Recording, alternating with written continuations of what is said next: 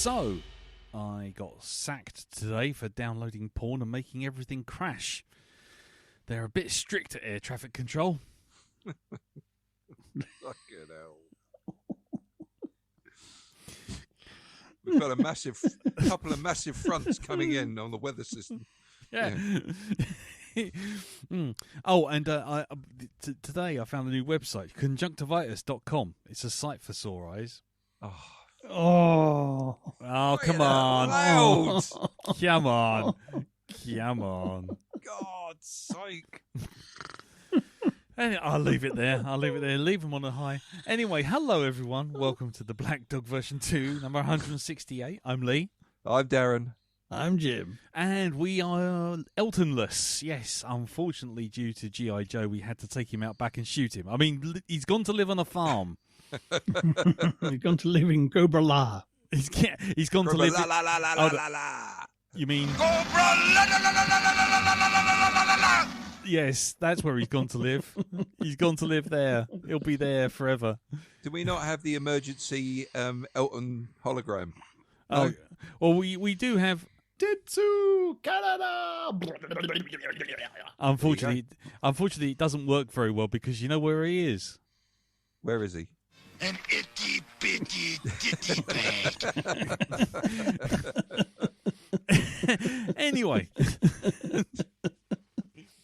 we're going to cash in on that last episode so many times. We need T-shirts for that. Just black T-shirts with white writing, nothing else, but with that written across it. In an itty bitty ditty bag. Anyway. Itty bitty ditty, said by a committee, headed by Chris Whitty. Pig in the city bag. Anyway, yes. So this week we will see how everyone's week's been, and then we will go to some feedback because, well, you know what? A lot of people seem to like last week's episode, so we got some feedback. And yes, and then what we'll do is we will go on to this week's movie, which is Darren. American Fiction. American Fiction, yes. Going from the sublime to the ridiculous, from G.I. Joe to an Oscar winner from this year. So, there you go. So, we will be doing that. But first, let's find out how everyone's week's been. And we'll start with you, Jim. How has anything been happening in your world, sir? It's all been fairly quiet. Me doing an awful lot, not much more than sitting with my dog, taking my dog for a walk. Mm-hmm. Catching up on films and YouTube and stuff and reading and just generally having a very quiet time of it. Sometimes that's all you need, isn't it? It is. It doesn't often happen in my life. No, I was going to say, haven't you got about 60 podcasts to get out by next week? No, all recorded, all stacked up, waiting to go. Bits of daily admin. I had nothing else to do, which has suited me fine. Lovely. But the only thing of any sort of note is I was invited to do an interview on YouTube. Mm-hmm. Okay. There's a channel called Morgan Scorpion, done by a lady called Julia Morgan, and she does readings of old weird fiction. Mm-hmm. And she's recently just started kind of a video podcast. And so I was on the second episode, which you can find on her channel, being interviewed about what I do and my influences, and just generally talking horror and old stories. Oh, right. Very and nice. That was pretty good. Considering I have a face for radio. Don't we all? Yeah. I managed to rig up some lighting with a USB reading light. That's a nice warm setting, so I didn't kind of look like one of the living dead. Just under a big light in the lounge. Nice. So I thought it went pretty well. Everything worked. Nice. And, so I was quite pleased with that. Yes. So yeah. Got the Morgan Scorpion channel. You can hear me talk for an hour and a bit about this, that, and the other. Nice. Yeah. Morgan Scorpion, and that's on YouTube. Yeah, it is indeed. Lovely. Okie dokie. And has that been about it then? That has been pretty much about it. Okay. Apart from following on my cryptid theme from the other week. Okay. I saw a duck this week. What? a duck perched up high in a tree. Oh. Jim, Which loneliness is getting to you, isn't it? It's really apparently, getting... yeah. I was just we walk with the dog and kind of, this like little lane we walk down that leads into from a local park. And I looked up, well, there's a duck. Well, what is a duck doing sat on the top of a tree? Ducks don't normally perch in trees. What the hell is going on? You don't have the feet to grip branches. What's it doing up there? They're Did birds, it follow you Jim. with its eyes as you walk by? Was it looking at you dead? No, thankfully. It was looking towards the allotments. I think he was planning an attack on the chickens that live there. So, okay. So a duck in a tree, does that counts as a cryptid, does it? Well, how many times have you seen a duck on a tree? You've seen them on a pond. You've seen them like marching up and down by the sides of ponds. You've seen them flying around. You've seen them in three on living room walls. But you never see one perched up high in a tree. I thought you were going to go full Dr. Zeus there. You see him in a pond, you see him on the ground. You see him in perches of three, but you never ever see a duck in a tree. Hang on, I'm going to write that down. My next children's book. Jim Moon, duck in a tree. Duck in a tree. Things I saw by walking my dog. Duck stuck, the stupid fuck. You see him in three, but they're in a tree. Right, okay. Cool. Ducks, there you go. Duck in a tree. We'll leave that there. Leave that there. We're off on a duck hunt. Where on earth's that feathery cunt? Oh, yeah. There you go. I feel like you're queuing up. I feel like you're queuing up the Return of Mr. Owl at some point. Well, stranger things have happened. Yes, they certainly have. Cool. Okie dokie. Well. Moving on from that slightly surreal experience to you, Dal. Yes. How's your week been, sir? It's actually been quite action-packed. Action-packed, is it? Yes. Explosions. Indeed. Yeah, explosions, sort of like opening a door to an aircraft hangar full of men training to sort of like go on secret missions, that kind of thing. Oh, right. Okay. Yeah, usual. So, people sort of like, coming down ropes and stuff like that, Talented. Sort of You've been on Indeed. Pornhub recently? It's a very niche thing. Very niche. Coming down ropes. Indeed. Ta-da! Jazz hands. Thank you very much. Yep. This week myself and Ree went up north. Actually, it's in the Midlands. It's Lincoln, but it's north because we're in London, and everything past Watford is north. Yes. By default. To the celebration, or should I say, the wedding party of my son Alex and Marianne, nice, his wife. So went up there to celebrate that. It was very, very good. Got to see my granddaughter again, which is always lovely. Had a great time up there with her, and of course everyone else. Few people up there I hadn't seen in a while, which I got to reconnect with as well. So it was a good evening. I've got to say though, the taxi from the centre of town, Jesus Christ, so we nearly didn't make it that evening. We were told to download this app to order a cab, right? Because it can be pretty difficult getting a cab in the centre of Lincoln. This thing called Handsome Cabs. Right. Handsome Cabs. Handsome Cabs, yes. And the fucking app itself, it doesn't really give you any instructions on what to do. So I'm standing there thinking I've ordered a cab, and we're wondering why it's not turned up. And you've actually got to go, even though you book a time in, you've actually got to go turn up now on the button. It's like, well, what's the point of booking in the time if you've got to press the button on this anyway? Right. So that was the... That's a bit weird. A bit shit, really. Okay. But all very good. Very much enjoyed ourselves that night, and it was good to see everyone. So there was that. So let's see, what else did we do this week? Oh yes. watched the first episode of a new TV show that came onto Netflix. I think it must have been this last few weeks. It's been on there. Yeah. Called The Gentleman. Oh, right. Which is the Guy Ritchie TV show. I really enjoyed it. I've got to say, it's all about a guy whose father dies and leaves him his estate and the title of, I think it's Duke. Yeah. So he becomes sort of like, he's he gets this giant stately home to his name that he gets has to start making pay for itself and whatever. And what he finds out is that his father, shall we say, had his fingers in some criminal pies. Yes. One in particular being that of weed and the likes. And it's him finding this out and having to use that to keep the place afloat to great effect. It does have Vinnie Jones in this, but not Vinnie Jones, not in this usual standard tough guy role. In this, he plays a gardener in this one, who's actually not as full on. I mean, props to him. I really thought he was good in this. Yeah, I've got to say, Vinnie Jones is actually sort of like one of the highlights. But the person that I want to talk about there is the guy that was in the lead role, Theo James. Right.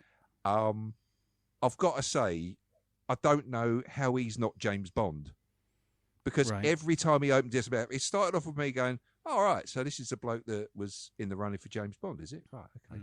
Oh, you know what? I think there's something there. Yeah. Oh, he actually probably would have made a good James Bond. Yeah. Fucking hell, he would have made a really good James Bond. Or, right. Why isn't he James Bond? Why is he not James Bond? I don't know, Dal. Why isn't he James Bond? Why isn't he James Bond? Why isn't he? Tell me. He doesn't get involved in any fights or anything like this, but it's just his delivery and the actual looks he gives people when he means business, and the way he he communicates is just Bond. That's it. He's got the right level of sarcasm in his voice as well, the right sort of humour for the role. I'm not sure what this bloke they're talking about at the moment.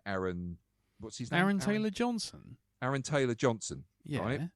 He's apparently got the role, but they're waiting for him to accept it. Nothing's been officialised. Have you seen Bullet Train or was it Avengers: Age of Ultron? He was Quicksilver. Yeah, I know that. I know who the guy is, but it's just okay. I don't know. There's Bullet Train might give you an idea. Yeah, does he? Yeah, he's a bit too Mockney Cockney, but you'll definitely get a sense of him bringing out the action chops, so to speak. Right, got you. Okay. Action chops in a suit. I think that's all that's required for being James Bond these days, isn't it? I don't know. There's got to be something about your delivery, I think. And miserable. And miserable. Right. Okay. Yeah. Well, I don't know what he's like, but the Theo James definitely gets my vote. Honestly, it's James Bond without the 007. I think. Yeah. Yeah. In this, he's really, really good. So, one to watch out. I'm gonna try and catch the rest of the series and see where we go with it. With that one. So let's see, what else did we do? I went to the cinema this week. You went to the shops to get some chips. Shops. Exactly. Yep.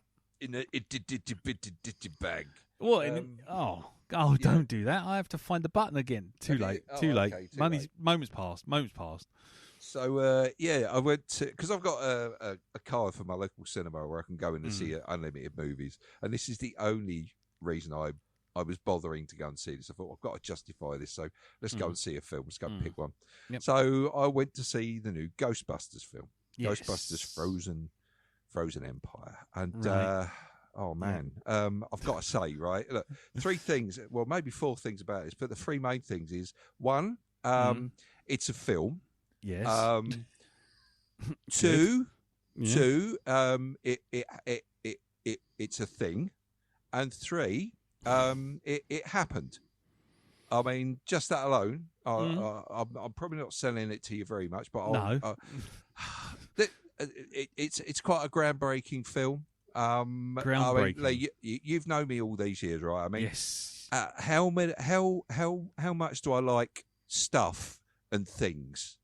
How much do I like? I'm obsessed, aren't I? Yeah, Would you say? I've never known you not to want stuff and ting.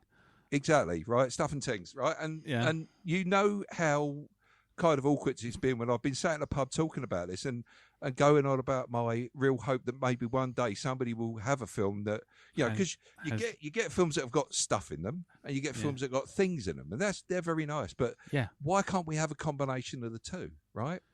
Wow. And I've got to say, this does it. This film has stuff and things in it, right? Okay. Right. And stuff. And the things, the stuff is really thingy. Yeah. And the things are really stuffy. Wow. And they come together. Wow. Hold on. No, can I just take a second? Yeah. I just flappy hands in face. Yeah. Oh, okay. All right. I'm all right now. But you're okay there. Oh man, take a second. It just gives you stuff and things. Yeah. Yeah. So I don't know what else I could possibly say to try and sell this film. It's shit in it. Yeah. I'll tell you what. It is about as it's about as beige as a beige thing standing in a beige room in Beige Town, PO Box 192 beige. Right. Right. Some, you know, the villain who is dealt with as quickly as they kind of finally appear, looks great and quite creepy and that, but this is it's what can I say? They've got to stop relying on. I mean, it's good to stop. Really, they've just got to stop. I'll go with that. Yeah, they've just got to stop. All right, you think that the last film had some, like, you know, they were relying on, they had some, you know, nostalgia crutches there to actually lean on. Well, it was more like a nostalgia gurney, and the entire film was carried on it. Well, this is it's not just a Star Destroyer, right? But it's Darth Vader's Star Destroyer. It's the Excelsior, right? Okay, yeah, it's the Excelsior of nostalgia. That's what it is, right? Okay, because now not only are they back in New York in this one, and they've got the fire station, right? Oh, yeah. Okay, so they've got all that. They've got the original car and what have you. And spoilers in this. Okay, Slimer's in it. Well, we know that. It's in the trailer, and it's all over the branding. I found him on a pizza box yesterday. Yep. There's also another cast member from the past turns up in this one, who is the mayor now. Yep, that's in the trailer as well. Yep, it's true. This man has no dick. Indeed. So Waterpeck is in there, being Waterpeck. You know, a man just trying to do his fucking job. Right? That's it. That's all Waterpeck ever did, was to try and do his job. Yep. And people rode him for that, you know. Right.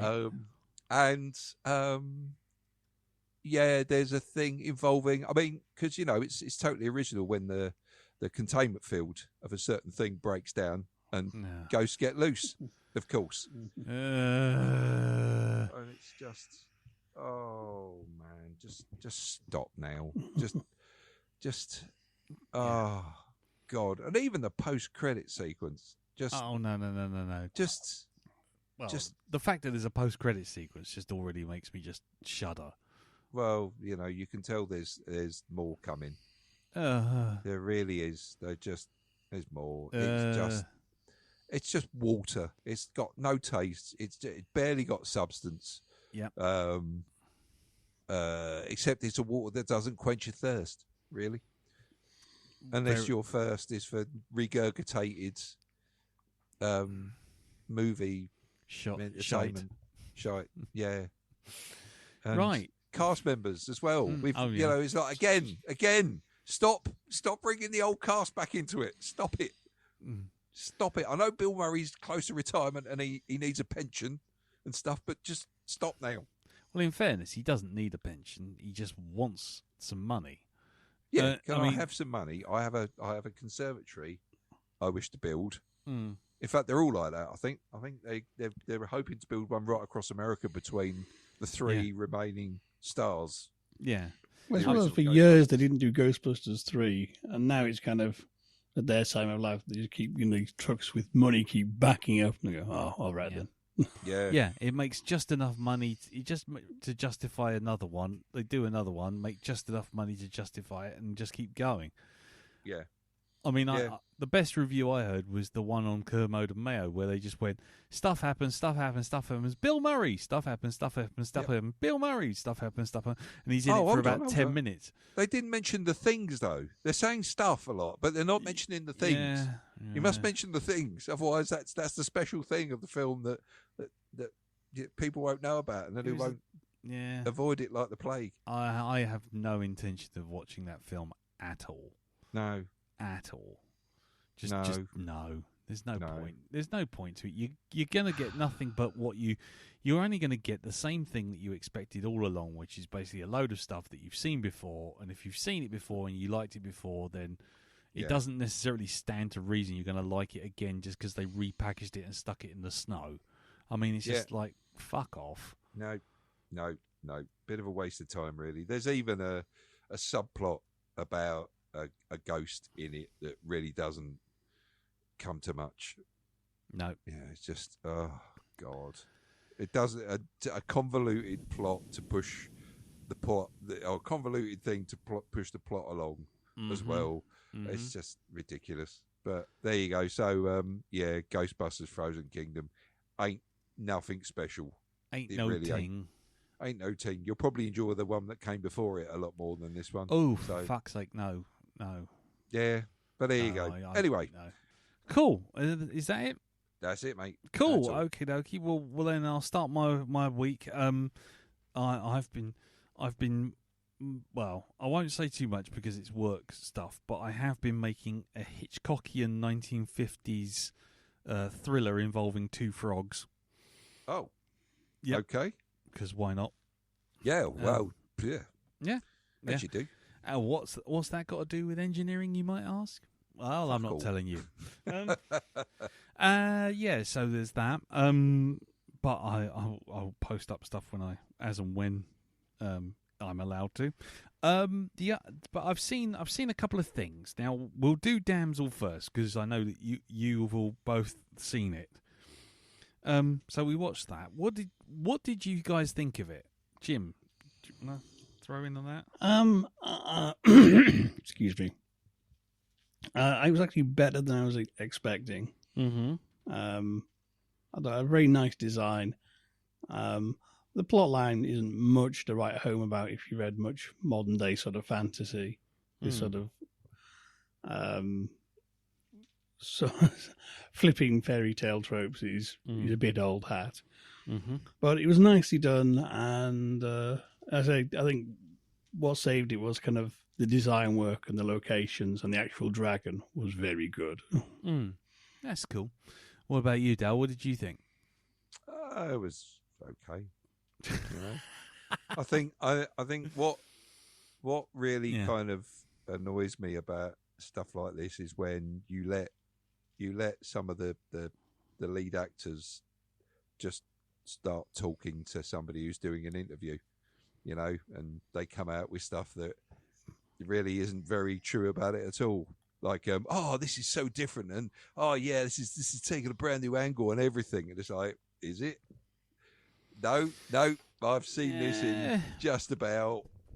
There's only so much you can do about that, though. I mean, what about the film itself? Because, I mean, the thing is, people can come up with any old bullshit. I mean, you know, it's the greatest film ever. It breaks new ground. You don't really get many actors turn up and go, oh, it's a pile of old shit. I did it for the money. No, but they could say, I really enjoyed that. Unless you're Harrison Ford or perhaps Sean Connery, you know. But Harrison Ford, the only man that can look angry and happy at the same time. Yeah. Disappointed with your life choices and quite respectful of them. Yeah. That kind of thing. Yeah, that kind of thing. Well, go on. And what about the film itself, though? Like I say, it was all right. You know, it would. You put it on. You know, you got nothing else to do. Watch it. It was fine, fair enough. I mean, there are some major plot holes in it. Like, so the reasoning behind some of this is just not. It's kind of like, surely somebody would have twigged by now what's going on. You know, like when certain individuals don't kind of return. Well, I could address that, but I won't because that is plot points and spoilers. But yeah, I do know what you're talking about, but I do know a way around that. Let's just put it that way. Maybe when we go into when we go behind the scenes for our break between review, well, I'll tell you. But okay, yeah, we watched it on Sunday. It was fine. I wasn't expecting much, and what I got was fine. I think it's pretty much what you expected. Yeah, it was. Yeah, it was cool. I mean, there was a few moments where I was just like, I was so far ahead of the film that I predicted. I think I sat there with Carol. We paused it for 1 minute so that Carol could go make a tea and I could go to the loo or something. And I said, I bet X, Y, Z, and A will happen. And it literally happened 20 minutes later. And I'm like, and that's point 1, and that's point 2, and that's point 3. And it wasn't because I was clever or anything. I don't think it's that kind of film where you feel clever about predicting it. But it was, I think, the fact that, like you say, Jim, you can only upend sort of fantasy tropes for so long before you sort of trip yourself up. And I was kind of like, as soon as I saw, I shall just say glowy things. Once I'd seen glowy things, I kind of had the rest of the plot sorted in my head. Once I knew what glowy things did. So yeah, it was fine. It was predictable, but it was fine, and it just did the job. It was like a pot noodle. It's like a movie pot noodle. You're not expecting much, but when you have it, you think, well, that was all right. It wasn't as bad as I thought it was going to be. And then you promptly forget it. which I think is kind of indicative of the fact that you both had seen the film, and it was only when I sort of went, oh yeah, I've seen that as well. It's like, oh yeah, I forgot about that. We have seen this film, haven't we? So yeah, but what else? So yeah, Damsel. There was Damsel. Then the main one was I went on Friday night to see Late Night with the Devil. Okay. The David Dashmalian. Is it Dashmalian? I can never pronounce his surname. But this is really interesting. I won't do spoilers, but I will mention a couple of things that I found interesting, which was basically the story starts. So this is no major spoilers because this is literally in the first 2 minutes of giving you a back history on this particular host, this particular 70s chat show host called Jack Dorsey. And essentially it's kind of like, you know, how he was always aiming for the X, Y, and Z and what he was doing, and his, you know, fun, you know, and you know his life with his wife and all these things. And then it goes, and you know, he decides to make a comeback with a new series, and he gets to a 6th season, and as his ratings are starting to flag, he decides to do a live Halloween special. Right. And what happened that night went out live, and the tapes have never been shown since in their full unedited version with behind the scenes footage and the master tapes. And then what you get for the whole film is the master tapes and the behind the scenes footage interspersed through it, with the behind the scenes stuff being in black and white, and the actual master tapes being in full colour. So, firstly, I've got to say this: the feeling of the 70s era, the sort of Johnny Carson, Letterman sort of walk out. There's the band on one side, and it's all and then there's the one little, there's like the co-host who's kind of over with the band, and kind of they do a bit of bants backwards and forwards, and he has a little kind of chat about like the news and things that are going on in the news. But for his Halloween special, he has, and this is all very, very early, so this is no spoilers, but he's gonna have a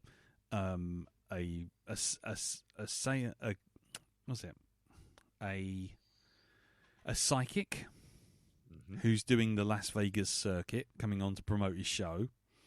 And then you've got a ex-magician who's a skeptic, and then what you've got finally is a parapsychologist who's coming on to talk about the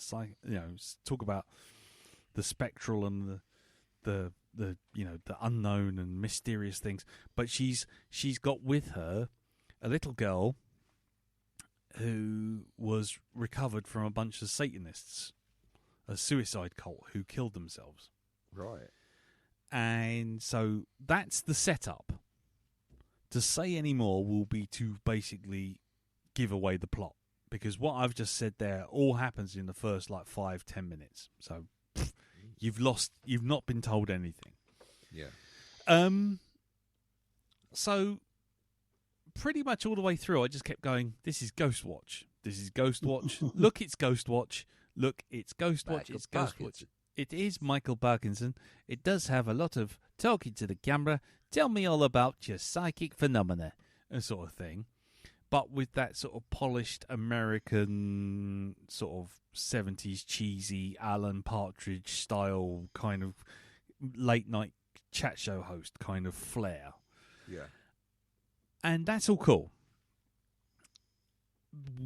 The problem with it is it doesn't know if it's really a horror or maybe it might be a comedy. But then it could be a horror. But it could be a comedy, but it might be a horror. But it is a horror. No, it's got a little bit of comedy elements.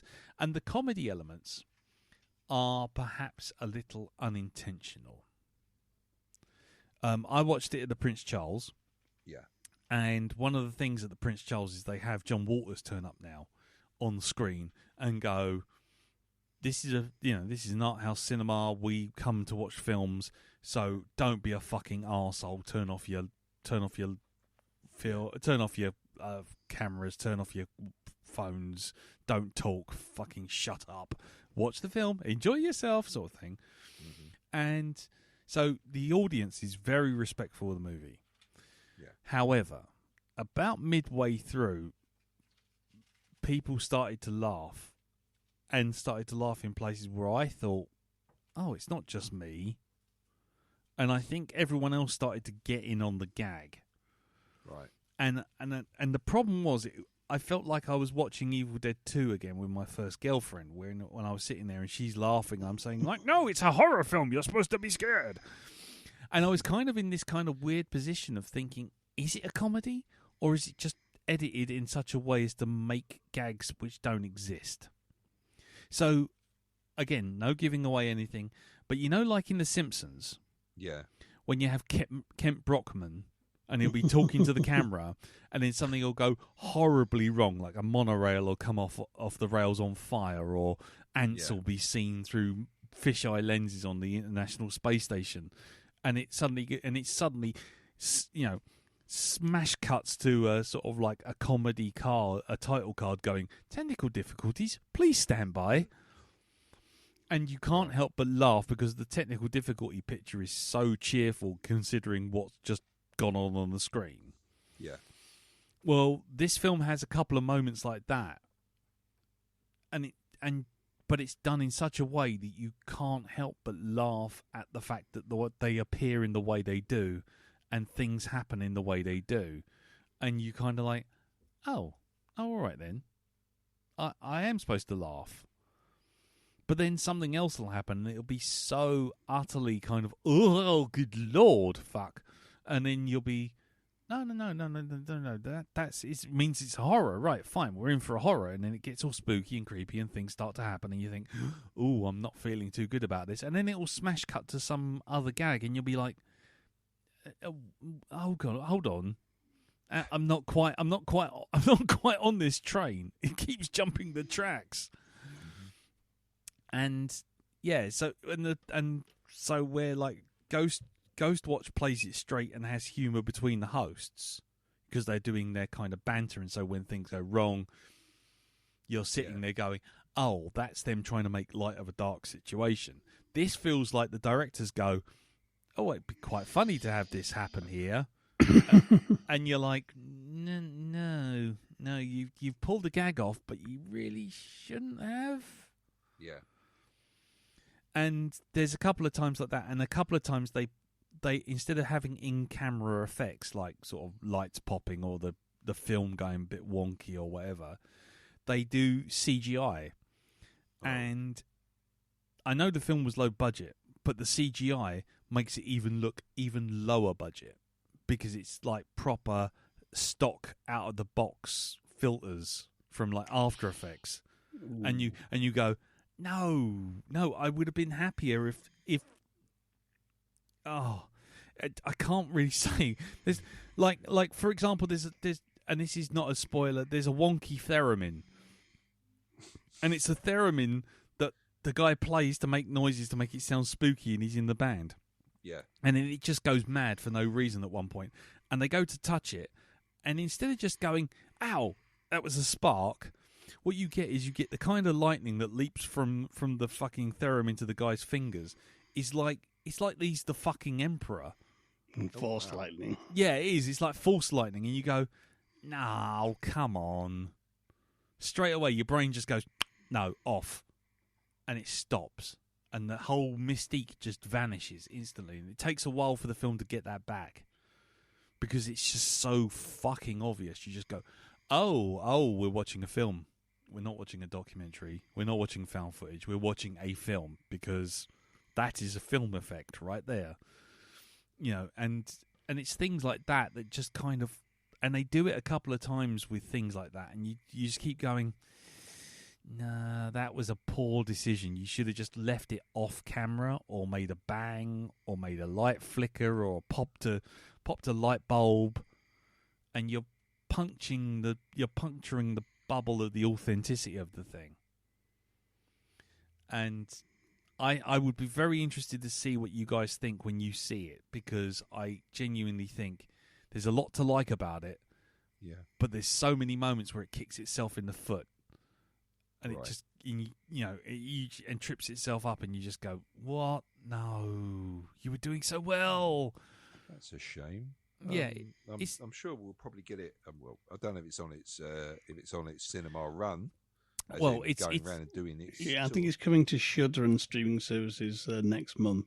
Yeah, it's Shudder and streaming services next month. This month, it's doing a limited run at various cinemas. It's doing this week, well, last week, and this week at the Prince Charles.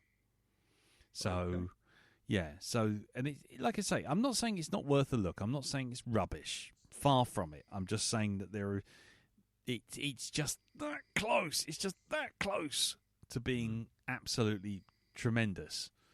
But it doesn't do itself any favours by every now and again overreaching and going, "Oh, wouldn't it be good if we actually put the effect right in the camera and made it CG?" And it's like, no.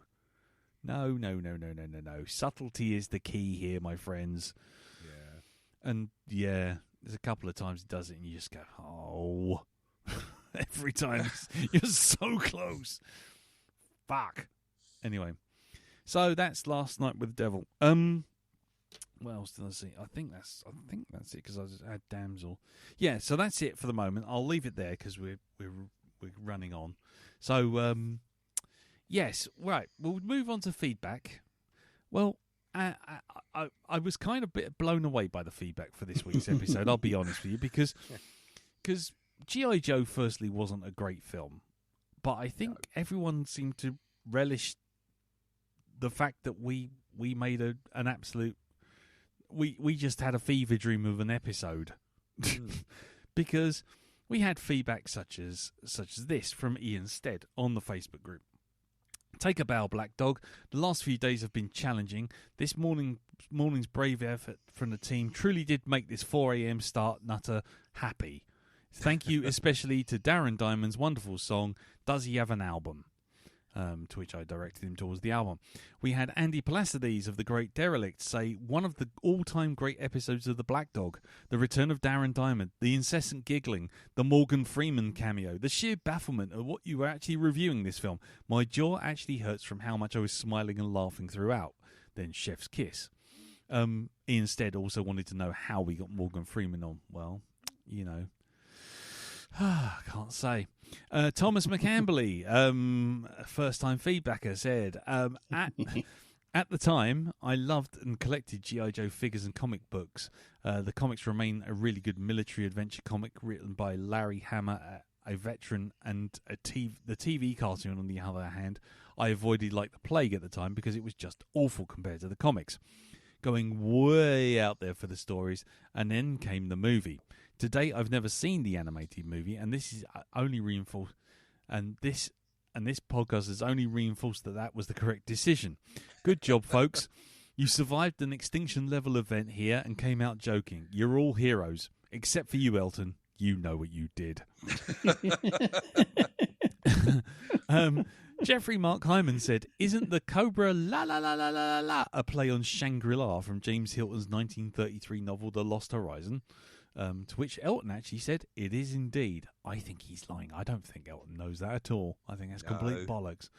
It's lost anything. It's the fucking plot. That's what it's lost. Yeah, exactly. Yeah. Michael Wilding, also on the Facebook group, said, "I agree. If you had seen G.I. Joe as a kid, you would have loved this, quote, film. I didn't, so I managed 30 minutes at brackets a Barnard before I had to turn this shower of shit off. I made it all the way through the films like Birdemic, The Room, Tammy and the fucking T-Rex, but I couldn't manage 1 second more of this nonsense film. I was in tears of laughter listening to you guys talk about it, and now that Darren Diamond has been resurrected from the dead, the only question is, where is Mr. Owl?" Matt Jones said, "Funniest Black Dog for ages," in capitals, smiley face, smiley face, smiley face. "Cracked me up from start to finish. Thanks, Elton." Peter McGlashan said, "Brilliant cast, fellas. Laughing like a drain this morning, just up to the big log." Aren't we all? Aren't we all, yeah.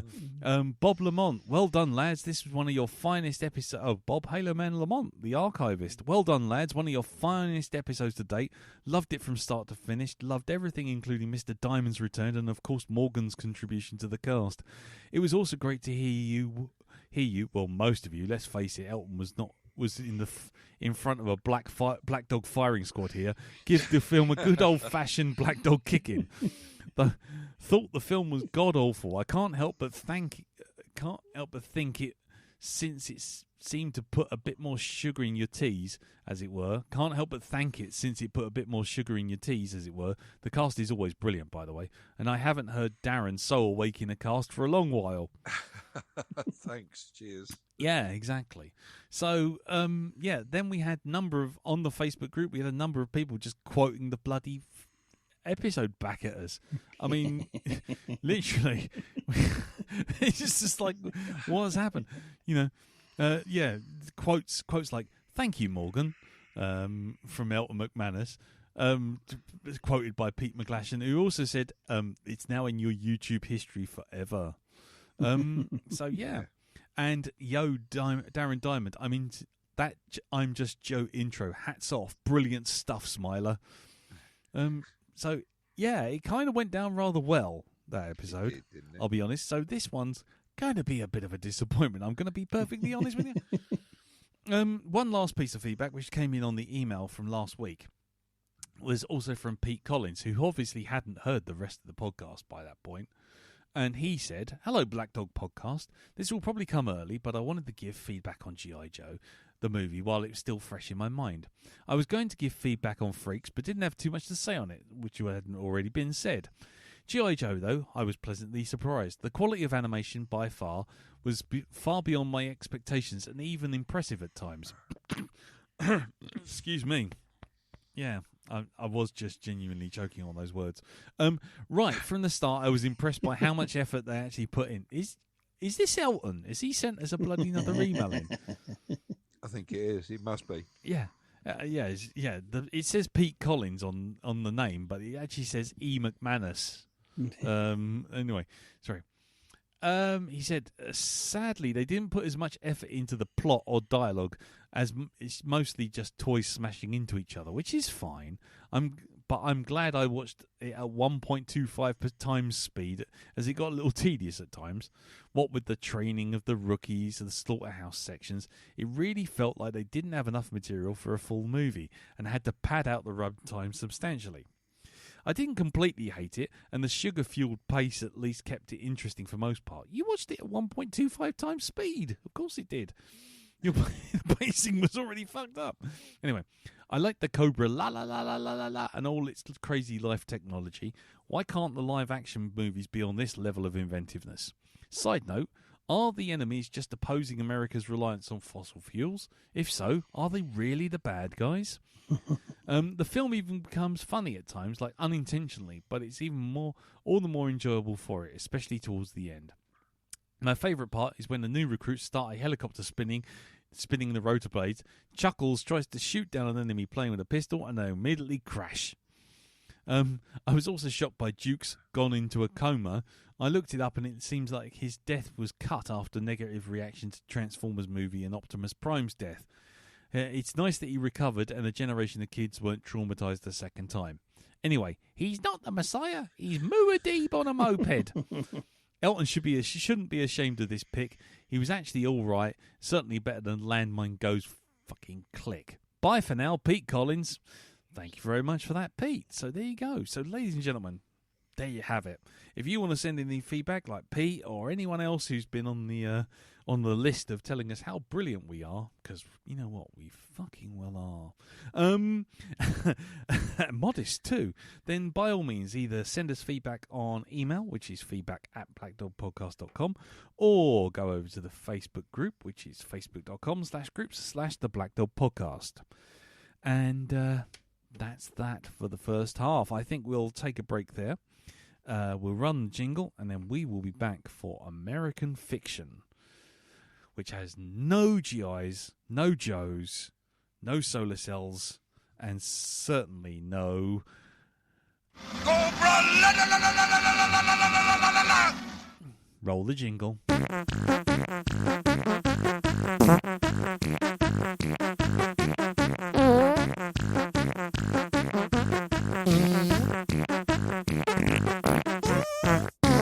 Right, before we do American Fiction, let me just inform you that through the miracle of modern AI technology and cybernetics, we have brought Elton back from the dead. Hello, Elton. Hi. Is this your piece of wood? Yes, it is my piece of wood. That's it. Well done. Now I'll teach you how to use it. Hi. Is this your piece of wood? There you go. See? No. There you go. I'll keep pressing all these buttons and see what I can get out of it. Anyway. So he is back and alive. One Barnard left. One Barnard left. No. You do know I'm actually going to make a soundboard out of Is all this of your these. piece of wood?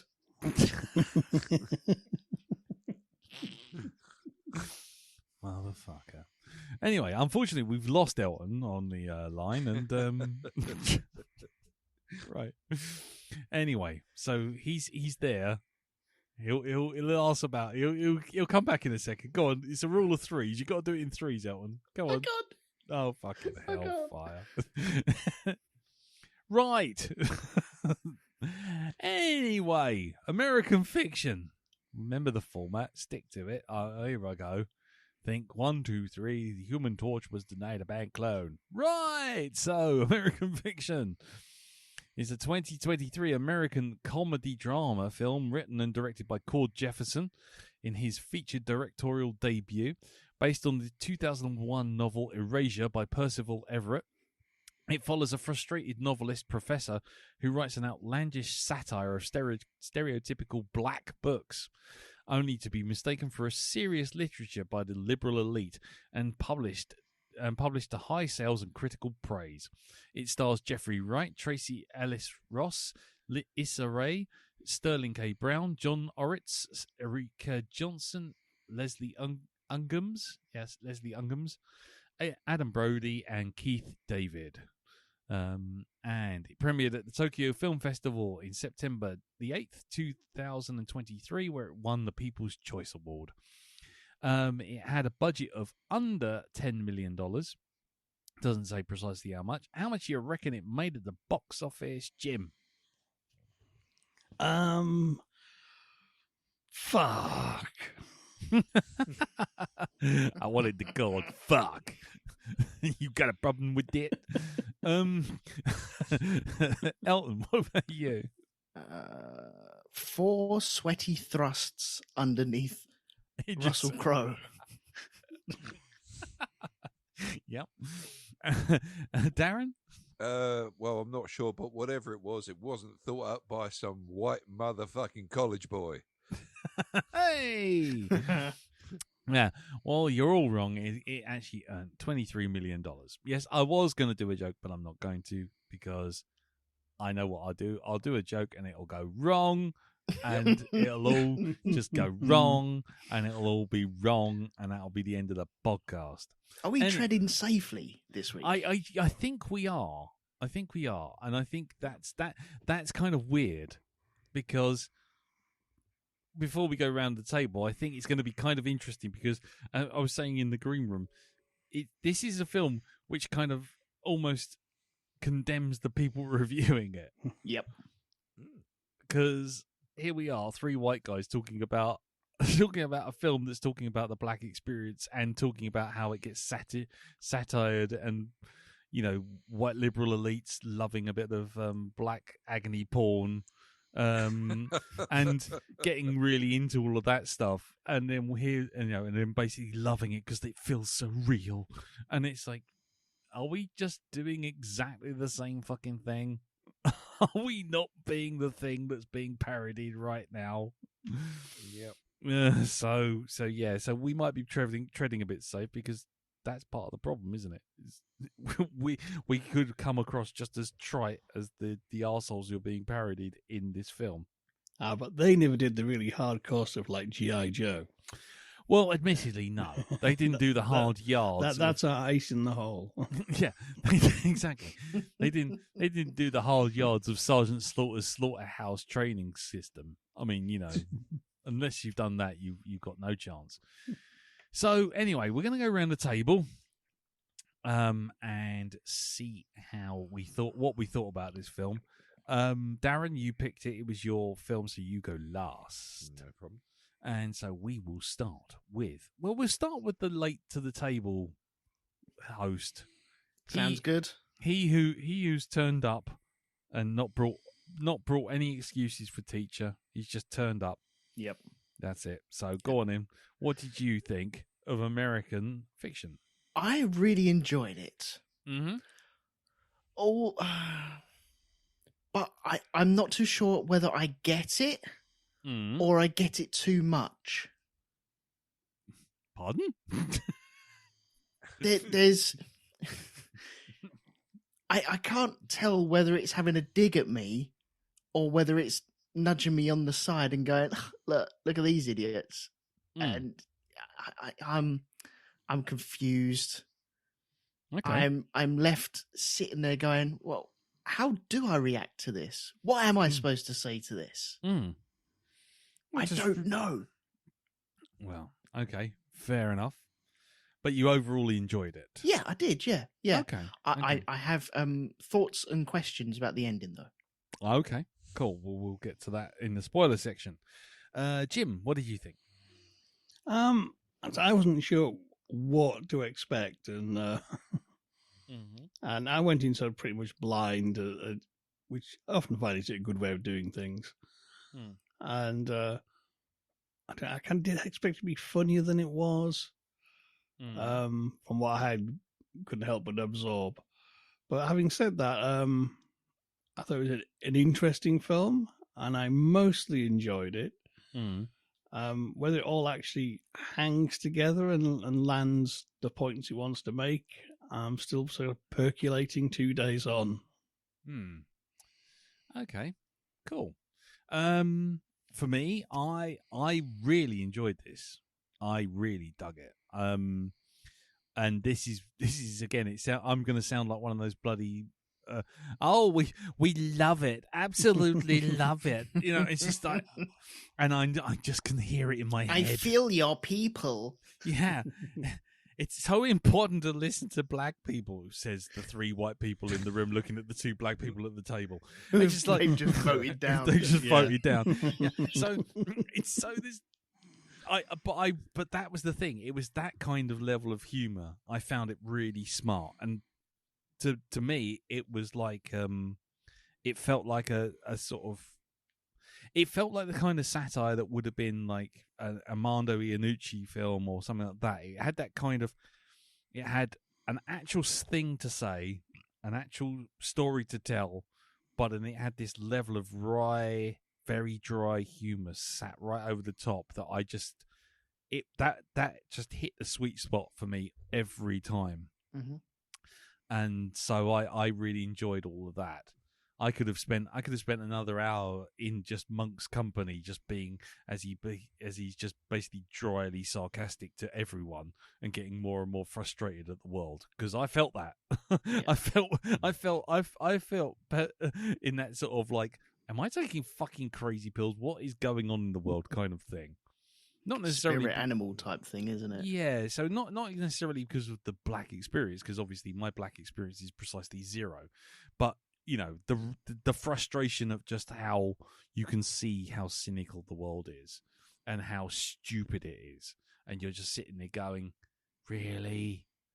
Nobody's applying common sense to fucking anything. Mm-hmm. And that was it. Once I got that, I was kind of hooked. But yeah, I really enjoyed it. I found some things weaker than others, but I will get to that in the chat, I'm sure. So yeah, so it's a big thumbs up for me. Darren, what about you? Well, I'm going to side with you on this one, Lee. I really loved it. I thought it was just really well written. Mm-hmm. I thought each and every single one of those characters was just great. On paper, I shouldn't really like his brother, but his brother had some of the great finishing lines in the film. Yeah. I'm not flying the fucking plane. It's just stuff like that. And I think it's the warmth I felt the family kind of projected. You could feel even the extended members of that family. Yeah. How they, it's really nice to see that. And it's the way that they just portrayed the family in general. How, in most films, that's the thing that gets kind of, it's a stereotypical thing. You would, the way a black family is kind of shown on film. With this, it's just like, it's just normality. It's just, look, this is, no different to, white families. This is how it works. And it's really nice it was really nice to see that. But like I say, I got a lot of warmth from the characters themselves, just the way they all interacted. And yeah, certain things that were included on it didn't take center stage and take over the film as well. Certain serious subjects that was kind of added to it. I really appreciated that as well. But yeah, it's a funny film. I must admit the trailer was very misleading, but I'm glad it was, because the thing that we found here was just a brilliantly, for me, it was a brilliantly written piece of cinema. Very well observed, and yeah, yeah, a lot of truth in there, man. Well, you see, and there we are again. Sorry, I couldn't resist that. I couldn't resist. I feel the truth. I feel the reality of the situation. Yeah, exactly. Oh yeah. Oh my god. This is going to be a theme running throughout the whole fucking review. I suspect it's going to be us just like dancing on fucking pins. Yeah, we're going to say something and just it's going to recognize, oh my God, why the hell am I saying that? I should be Yeah. saying this, but I am, and I'm going to continue saying this. Yeah, but I was going to say I found the my moment when I suddenly latched onto it was right at the very beginning with the only white girl in the class being offended by that. Yeah, being offended by the M word, and he's sitting there going, well, we're all adults here. We're going to touch upon some old, some subjects with some archaic language and archaic thought, and you've got to just sort of understand it and go through it. What, is nobody offended here? It's like it's like, I could be fucking offended. You can't be fucking offended, Susan. If I got over it, so can you. Exactly. And I think that moment there, right there, kind of sums up how you got to kind of feel going into this film. You sort of talking about it. Yeah. You've just got to talk about it outright and just talk about it, because I think if we dance around being offended and everyone being offended, then you're kind of doing the film a disservice, because the film is trying to tell you that.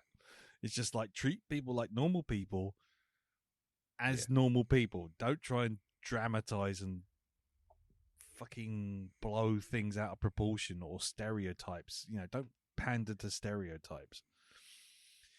Anyway, I think overall, thumbs up. Yeah. So we are going to talk about the rest of it.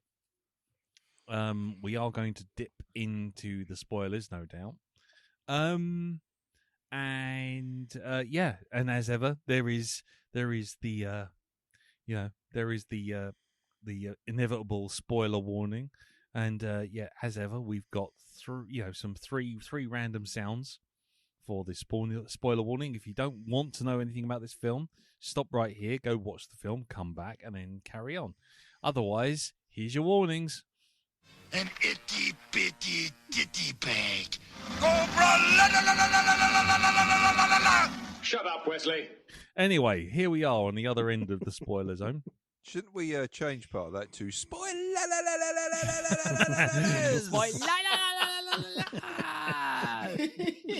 Actually, that's not a bad idea. Let's do that. Let's do that. Let's get that. Let's get that. That's it. Yep, sign that off. Check written. Yep, that's it. Coke and hookers. There we go. Job's good.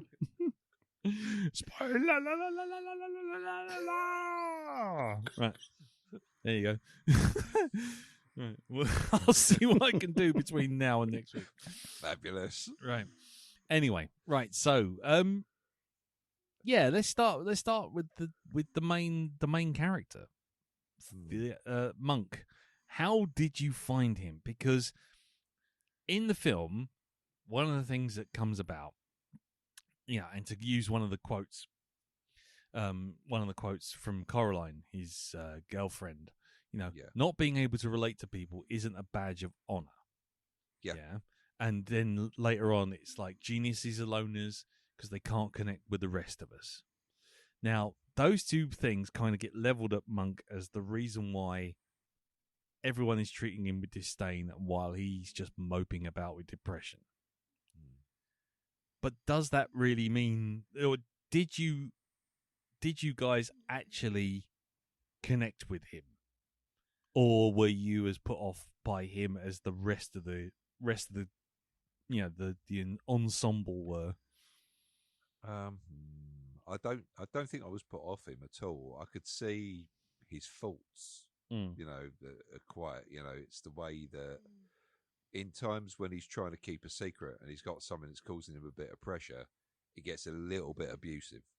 Then a lot of people are like that. It's that one thing of you're concentrating more on keeping that secret and not really concentrating on how you sort of like, how you project yourself out into the world. And that's that lack of energy that you have from, keeping up that front. Yeah. Fair enough. So, yeah, I mean, I appreciated his point of view on stuff.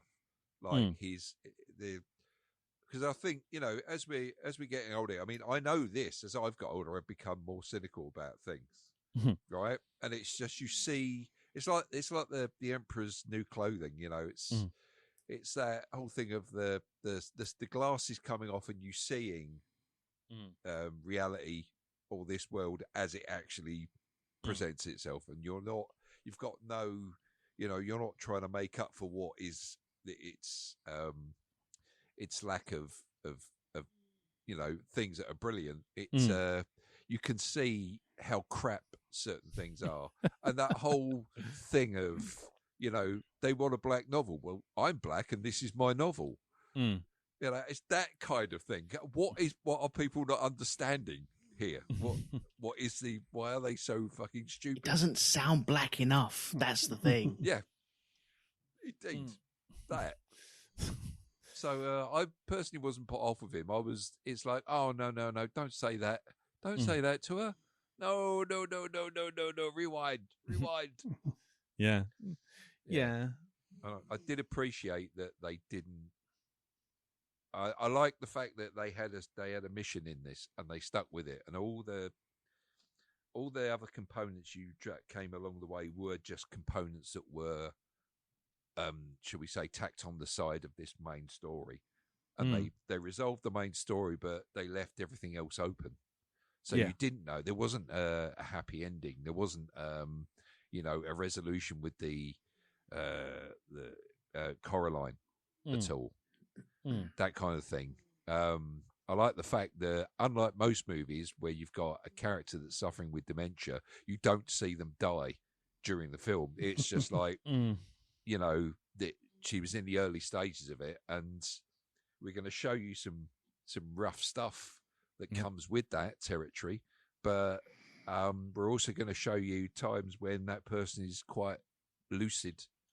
Yeah, thankfully. Yeah.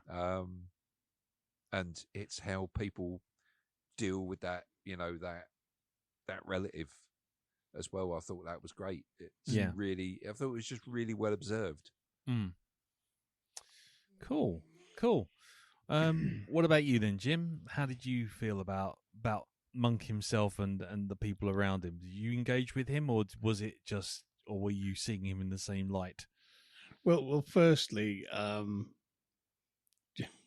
just his nickname, and that whole setup, because there is a famous jazz musician called Thelonious Monk, who is very good. Monk's Dream. If you want to listen to some, I'd recommend that as a starting point. That's really, really cool. But I like the fact that he's a flawed character, and he's not redeemed, and his kinks aren't ironed out at the end. At the same time, at some point, you're going, for God's sake, man, just shut your mouth. But at the same time, I appreciate his frustration and and where he's at, and he's kind of very much in a world which seems to be getting stupider. Yeah. Increasingly, you're frustrated, and maybe it's just because I've started listening to the Harmontown podcast from the beginning again. God! But he does remind, a lot of his rants and foibles are Harmon-esque. Yeah, so I was listening to a early one, and Dan Harmon was talking about something. He said, "Oh, maybe I should write that." And so someone in the audience goes, "Yeah, write it." And he goes, "Fuck you, lady." And just jumps down the throat, and he was like that, kind of, even if people like trying to be supportive, he's like, you don't get it, right? Yeah, I'm an artist. Yeah, the pretension. But it's the fact he's not just he wasn't just like, I am a, creative and temperamental and a diva. It's that same frustration about you people just aren't getting it. You know what I mean? This is not an artistic, I have the vision you don't understand. It's like, look, this is just simple, a failure of common sense. Yeah. He's like, my novels shouldn't be in the Afro-American studies section. They're novels. They should be in fiction. Yeah. They're not academic treatises on socio-political or socio-cultural things. They're works of fiction. They should be over there next to, everybody else's books. Yeah. And, I sort of, even though I didn't always agree with his behaviour, shall we say. Yes. At the same time, I could understand his behaviour. And the French have a lovely saying, to understand all is nearly to be able to forgive all. Yeah. And I think that was kind of what I liked about the film, that there wasn't a redemption, because I'm not sure there is an easy solution to where he is at. No. And it's not, I wouldn't have liked the movie to fix things for him and fix his character so he was more chilled out and he was happier at the end, because that would be, undercutting the entire point of what he and the movie itself is kind of not railing against, but just pointing out rather crossly. Yeah. I was going to say I don't think I wanted to see him just sort of redeemed magically by the love of a good woman or whatever, because that's almost as cliche as all the stuff he's railing against, to be honest. Well, that's it. I think I know we are in the spoiler zone. We will talk, I think, probably a lot about how it ends. But aside from the specifics, I like what Darren said, the open-endedness of that. Things aren't just all resolved. Not all these multiple plot lines don't all come to a satisfying conclusion all at the same time. No. Like, everyone suddenly crosses the winning line. Oh, it's a tie between all 10 athletes. Yeah. You know what I mean? It's gold for everybody. This is unprecedented. Everyone wins. You know what I mean? It's not that sort of movie, and life isn't like that. And so the movie isn't like that. And I like that kind of, it leaves you with that kind of, life goes on. It continues. Yeah. Definitely. Whether it's a case of a burn after reading. So, what have we learned? Nothing. Absolutely. Okay, then. I don't know. But what have we learned? Nothing at all. Brilliant. Yeah. Fair enough. Yeah. I was going to say, I do appreciate the open-endedness of the whole thing. The fact that it isn't a novel, it isn't a film that just goes, here's the story, beginning to end, here's a resolution, thank you very much, and good night. It's here's a slither of his life when significant things happen. But his life is still going on. It went on at the start, and it was going on before we arrived, and it'll carry on after we've gone. And I really appreciated that, rather than the pat kind of, hey, guess what? He gets the girl, and racism is cured, and everyone sees his book, and he's got sold 20,000 copies. It's like, no. But anyway, sorry, Elton, over to you, mate. Go on. I like the way that I get the feeling that living isn't, it's exhausting for him.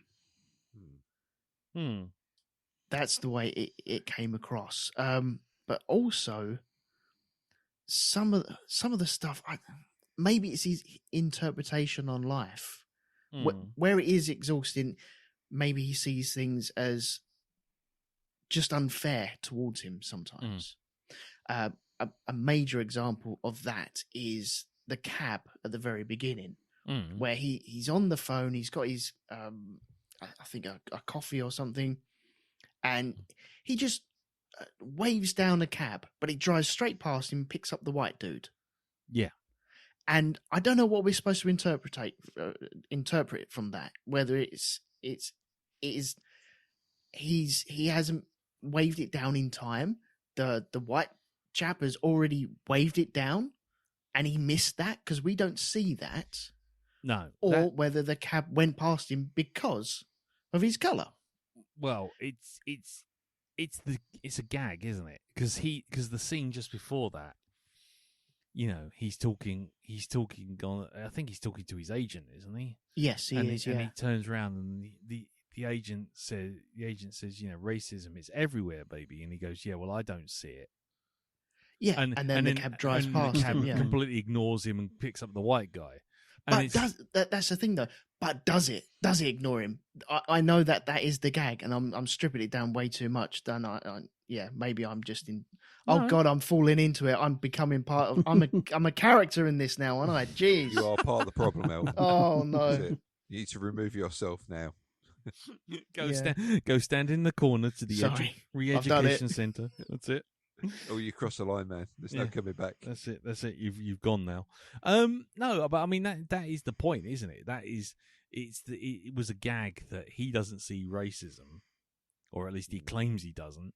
Yeah. And then the first thing that happens to him basically gives you a sort of like, well, everyone else in the audience sees it because we're having to talk about it, but let's not kid ourselves. I mean, it was, it would be a fair assumption to make. Let's put it that way. Now this is a thing that I think this film is trying to address. Mm. It is trying to address that. Okay, he's making a joke about the racism, and the cab drives past. Oh, that's the joke. He doesn't see racism, and then he sees it right in front of his face. He experiences it immediately, and naturally, it's he just drove past me because I'm black and that person over there is white, and that's the assumption, but we don't know. No, that is very true. And then you're into that situation of now we're talking about it in a way that makes it sound like we're the green-haired kid in the class going, but can't you see? Absolutely, but I think you have to strip this argument down and see it from both sides of the fence. Yeah. If we turn around and say, "Oh no, it's clearly racism," yeah, but I think this film is more clever than that. Just to show a gag of racism, and that is it. I think it's asking the reverse question as well at the same time.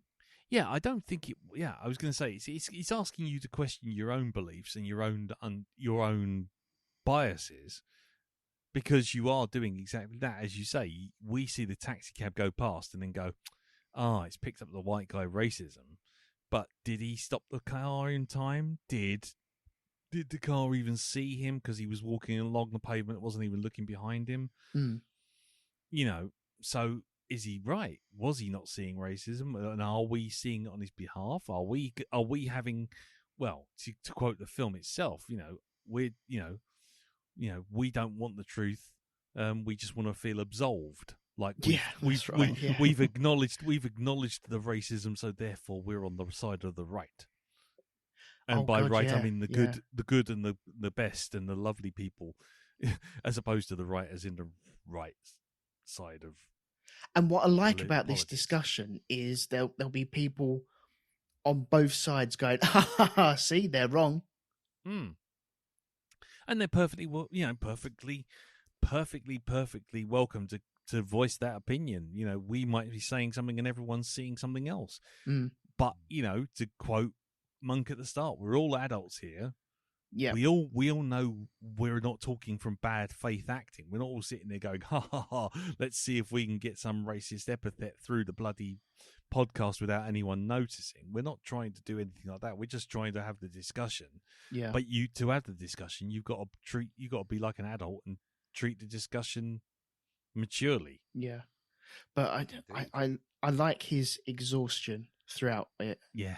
Even in the classroom and then going up and having the meeting with his colleagues about it. He's just so exhausted with that sort of argument. You're selling books in an airport. In an airport. You were calling them Nazis. Well, they were German. I think it was leading there, wasn't it? Yes, it may have been leading there. Jesus Christ. Yeah, I think we all knew where it was going. Yeah, that's it. I love that when he says about he's got to have to go and fly. The bloke says, "Well, then you could buy my book and read it on the fucking plane." Yeah.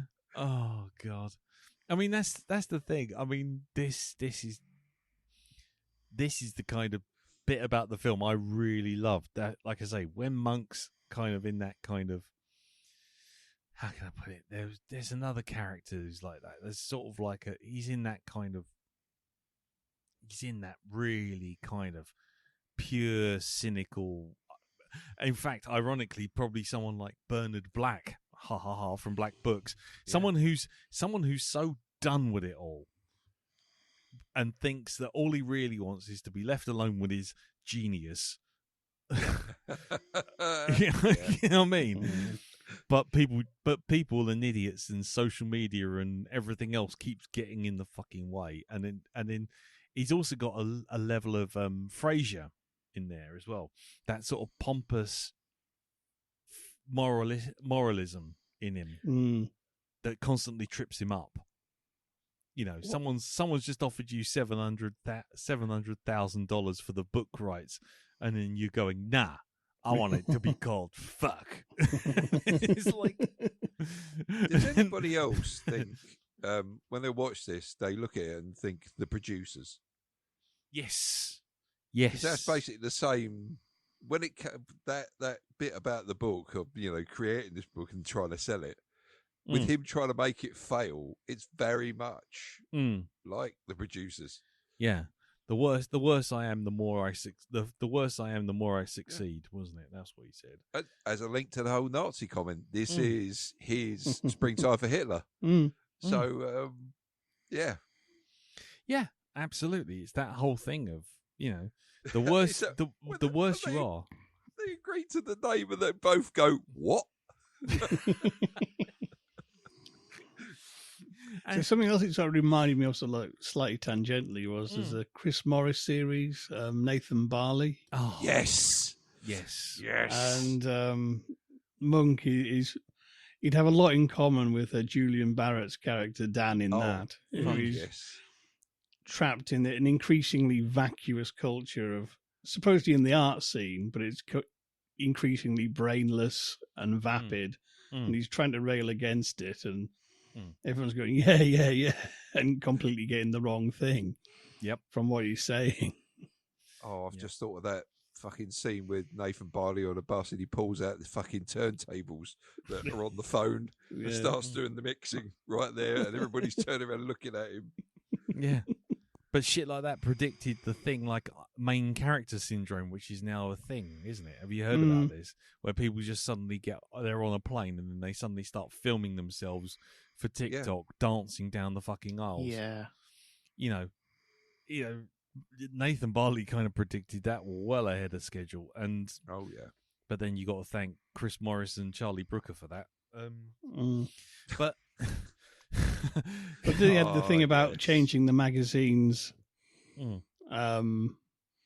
logo from Sugar Ape, and they put the SU and the G and the A very small, and then just in big letters, the rest of the letters which happen to be rape. Yeah, that's it. Yeah. But I mean, and that was all in here in this film. It was just like that whole thing with fuck and getting them to change the title, and then all of a sudden it's like they're in that kind of Schrodinger's box of, if we say no, we don't get the money, or we don't get to sell the rights. But if we say yes, it might not sell. And then they suddenly, but then they go into this kind of self-justification spiral of, oh, it's a black person, and it's his raw anger at the world and all this kind of thing. It's like, no, it's very brave. It's their culture. Yes. If we say we can't call him that, we'd be racist. So then if people say it's offensive, we accuse them of it. That's our get out. Yeah, exactly. You're a racist, and it's like. Yeah, but you're doing positive discrimination. It's the worst kind. It's even worse. You're patronising people, and that it's cynical because it is all just about selling books and stage managing. They don't care about the art or the commentary. No, it's purely about shifting units. And they have that conflab and they go, no, we've worked out the marketing angle, how we will get away with putting out a book called Fuck. Exactly. And we've got a cast iron argument. We can do this. Yeah. But Sintara's already done that, though. Yeah, but she didn't call her book Fuck, though. No, she didn't, but she is coming from a background where it's better off. And yet pretending she's from the ghetto type thing. Because you can immediately see that when she's reading her book and she's all prim and proper, and then all of a sudden just Yeah, it's goes like, what ghetto. streets are you from? Fucking Sesame Street. Come on. Yeah. Yeah. Yeah. But that's playing to that. Well, these white guys are stupid, aren't they? Let's bring them in. I don't give a shit if I'm abusing them with all this crap that I'm writing. Yeah. I'm making buck off of this. Yeah. I mean, Sintara's one's called "We Lives in the Ghetto," Mm-hmm. and which does pander to stereotypes as well. But then the thing I found really interesting with that was when Monk has the conversation with Sintara, and she's in that room, and he starts ragging on her, and it's like, and then he's kind of patronizing her because he thinks that she's doing what he's doing, which is essentially punching down, but also taking encouraging a stereotype. But then it turns out actually she isn't. Those are actually just words from an interview that she took. So it's actually someone's actual words as opposed to her writing down and justifying stereotypes, which kind of goes back to him not seeing race, and almost it becomes a class thing because he's a genius and he's a professor and he's a highbrow writer and all this sort of thing. So he thinks that these things don't exist, or at least if they do exist, not in the way that they're presented. So when he gets shown that actually that is the case, suddenly he's in the wrong for judging what's being said in reality as being a stereotype. So he becomes a snob. He goes from being the hero to being a snob. Yeah. And a judgmental snob at that. And it's like, oh, that's an interesting switcheroo. That's the thing. He's in that scene. He's kind of exposed that not only has he not read her book, but he's not actually done any homework. He's just had a gut reaction from his first exposure to her writing, and it's all his view of her and her book is all that hot take, and he's never actually refined it because that actually just plays into his own prejudices. I wouldn't say prejudices, but his own foibles and his own anxieties. If you know what I mean, it really pushes his buttons. Yeah, you know what I mean. I think in fairness, I think we've all had encounters with books or movies that when your first impression, you think that's everything I hate. That's everything that's wrong with modern day fiction. And then eventually, at some point, you actually do see it. And you go, "Oh, actually, that was quite good. That wasn't what I thought it was. It wasn't what I thought it was at all." You know what I mean? You're like, okay, yeah. I will learn to wind my neck in and actually, see the thing first, then comment. Then Yeah, once you see the whole thing. But that's the irony of the award that they're doing. They all agree to read the first 100 pages. Yeah. And nothing else. And so they're judging it on that first impression. Whereas they really haven't worked at it and actually read the books and sat down and thought about it. The awards are far too rushed anyway to get the amount of books in to actually critically and thoroughly go through these books and give the correct winner. Yeah, and that's the thing, isn't it? It's all about snap judgments. It's stereotyping. It's and they're all part of it. And yeah, like I say, I just love that shot of Monk and Sintara on one side, and then there's the three other judges on the other. And they're going, yes, it's really important that we listen to black voices, vote them down. And wow. Yeah. So I loved all that. But just coming away from that for a second, we've had more to talk about with that than we have about the family. Now, I've seen a few reviews that have sort of criticized this film for the fact that the family being included kind of dulls the edge of the rest of the film. Do you agree with that? I mean, because I totally disagree with that. No, I absolutely disagree. I think I can understand people would watch this and look kind of one of my hang-ups in modern day film internet, but the old backseat driver film. Well, I thought the film should be this, and therefore it is wrong, rather than watching the film for what it was on its own terms. And I thought this would be a kind of like a sharper, more satirical film. Like I said, I thought it'd be like a funnier film. And actually, it's not to say there isn't humor in there, but it's not a full-on satire. It is a comedy drama. And kind of by the time I got to the end of it, and I realized the whole point of seeing his family is this is his background, this is his life, and this is, ordinary life for lots of Americans, and ordinary life for a good many Black Americans, and this was his whole point, that he gets annoyed about the way Black culture is marketed and even exploited in artistic circles, because his work isn't Black enough, because it's not about ghettos and crack dealers and pimps and whores and robbery, you know what I mean? And that isn't his world.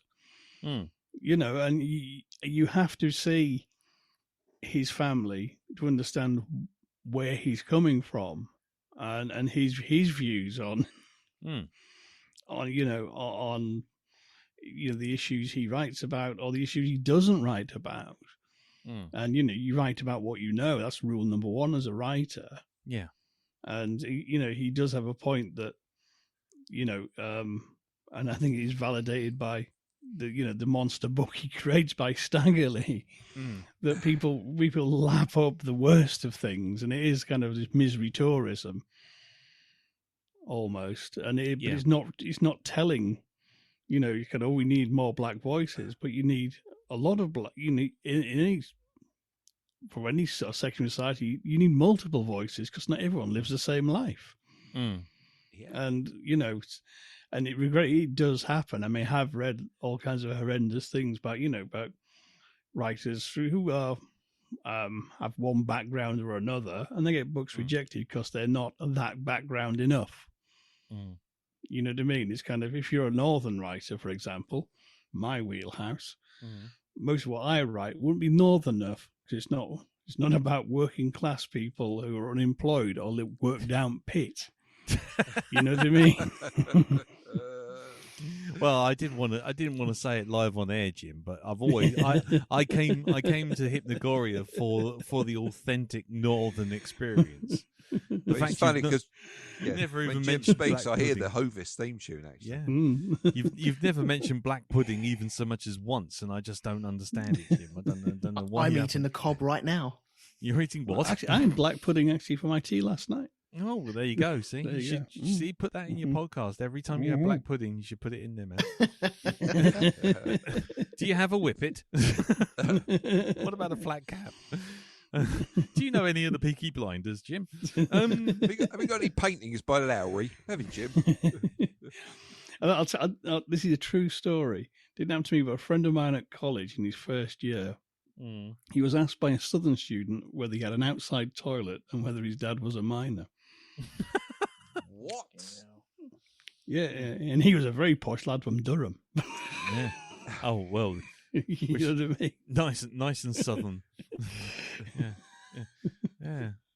Well, for what it's worth, I'm sitting here in my pearly kings and queens outfit, eating some pie and liquor, and I'm about to get on the old Joanna and go up the apples and pears. If anybody wants me, I'll be up on the roof with Dick Van Dyke singing these up Mother Brown. Bran. Yeah. That's with 2 A's and then.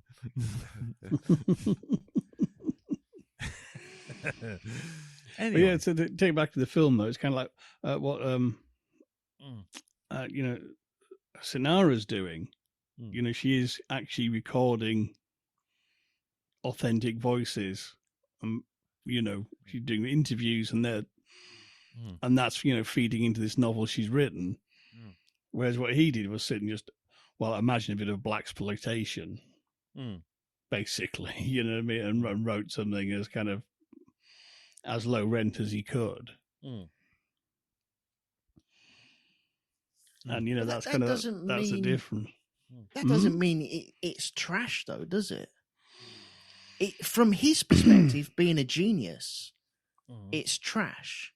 There are plenty of songs that good songwriters have ripped up and thrown away that really bad songwriters and pop stars and rock stars of today and yesteryear would absolutely lose their right arm for. But only because the people who wrote the songs have become famous writing other songs.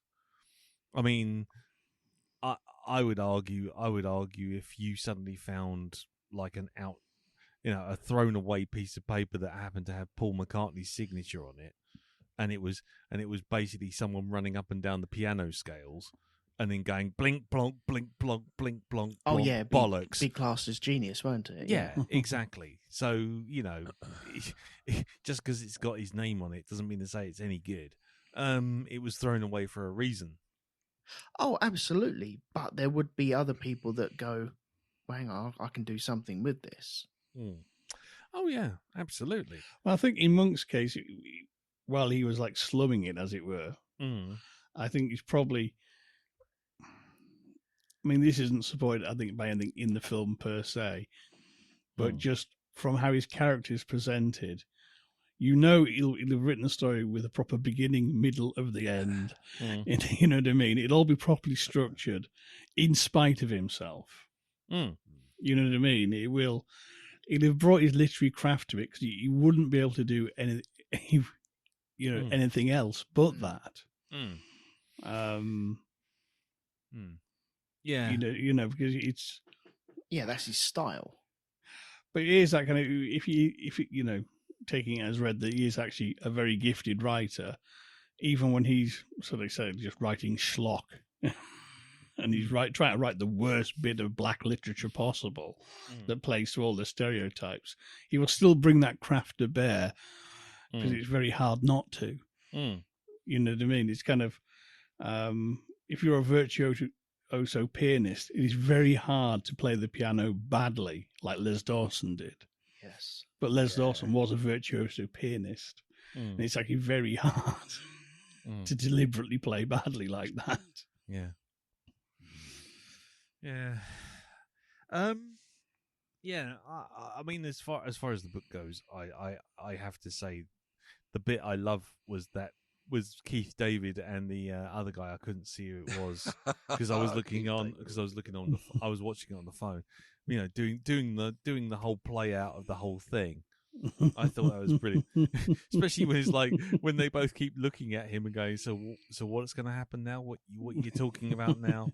What's my motivation now?" And then all of a sudden he just makes the other guy shoot him, and you just hear Keith David go, "What the fuck?" Fall over. like even it was just like even the own characters are completely surprised by what you just did. It's like, so what's my motivation here? What's he gonna do? What am I bringing to? What the fuck? Oh dear. Anyway, it's a clever way of bringing it to life, though. The actual typing and working on a script. I read on the what's the the Amazon thing, like the X-ray stuff. It sounded like that was one of the first scenes that they recorded or actually wrote for this, and it was all based around that how do we make a writer different? Because we've seen over-the-shoulder people doing the typewriters and the keyboards, and we've seen Misery and seen it a million times before, and it hasn't changed much. There's always like a pan-in shot of someone typing away and looking out of a window and getting inspiration and chewing on a pencil.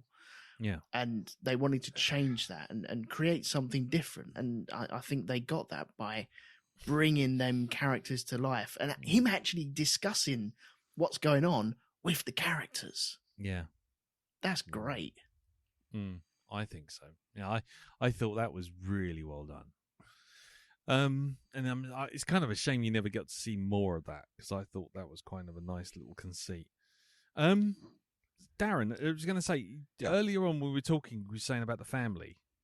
Yes. About them being cut out, and Jim's was right. You know, it's part of the character. But I mean, you sounded like you had a lot to say on that. Yeah, I think that there's the family is the normality, and what goes on in Hollywood is the absolute fucking craziness, and you need the family in there to offset that in the film. That's what I really love, the balance between that. How it kind of brings you down to earth, because it is how they view the whole book industry. Yeah, there is, you know, it is completely different to how completely different in feel to everything else that's outside of that. It's like there's your little bit of crazy right over there. Yeah, this is where we get really surreal with this stuff because it is surreal. It's bonkers. You know, so the family, I think, are very important in this, and I really, if somebody was to edit this and take the family out, I would be so upset. Yeah, with that, because that's I sat there. Most of the smiles that were on my face were just watching these people interact. Even the bit where is it Maynard, the sort of security guard bloke, turns up, and it's the reaction he has, and vice versa, the sort of thing that passed between him and the housekeeper, Lorraine. Yeah. I sat there. I just had a smile on my face watching those two interact and seeing what was going on there, and it was just, the whole thing was so believable between the pair of them. It just felt really nice to watch that. It was a lovely little interaction between the two. Yeah. Oh, look at these two cheeky buggers. Look at them. Yeah. And then how that develops and how that turns into what it turns into, you know? And sort of like, in certain films like this, you think something bad is going to happen. Like during the wedding, like you think, oh God, is his mum going to have a funny turn or something like this? Is it going to be a crisis point with that? But no, well, they just show things going right. If you know what, it just makes a change to see that, and that all the bad stuff happens over there with the book companies. Yeah. I loved every single one of those characters. I thought the sister was great, the brother was great, Monk himself was great, the mother was fantastic, and there's one thing that when they were writing her, and she turns around to the sister and says, "Isn't Cliff going to be coming?" Or whatever her husband's name was, and she's like, "What? No, we split up ages ago." And you see her go suddenly try to pull down an excuse for why she said that, because she realizes what she said and she's trying to hide it from everyone. She goes, "Oh, well, I just thought, seeing as we've known him for a long while, he'd be here to see your brother come in."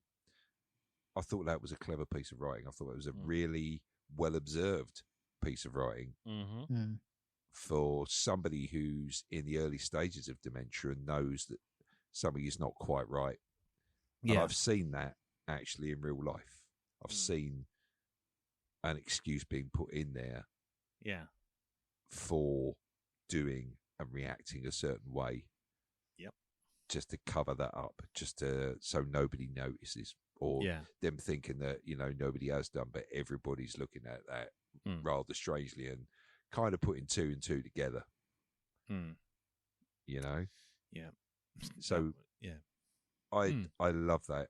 I just, anything to do with those guys, wonderful. Just that whole family, I just love that, and I wouldn't want that not to be in this film. In fact, I found that possibly even better than the stuff where the book was concerned. It was just that interplay. Now that's interesting. That's interesting. Lovely.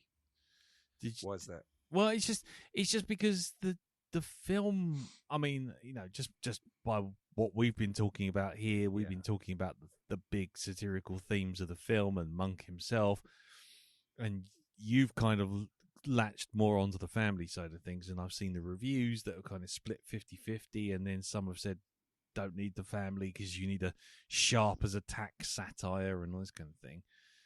But it's just interesting. It's just so many people look at the same film and come out with different favorite bits, which I think is kind of a good indicator of a good film. Oh God, yeah. As opposed to a film that just goes, "Oh, this is the best bit, isn't it?" And you all go, "Oh yeah, Darth Vader walking down the hall was the best bit. Yeah, that's it. Thanks. What about the other 2 hours? Don't care." So no, it's just good to know.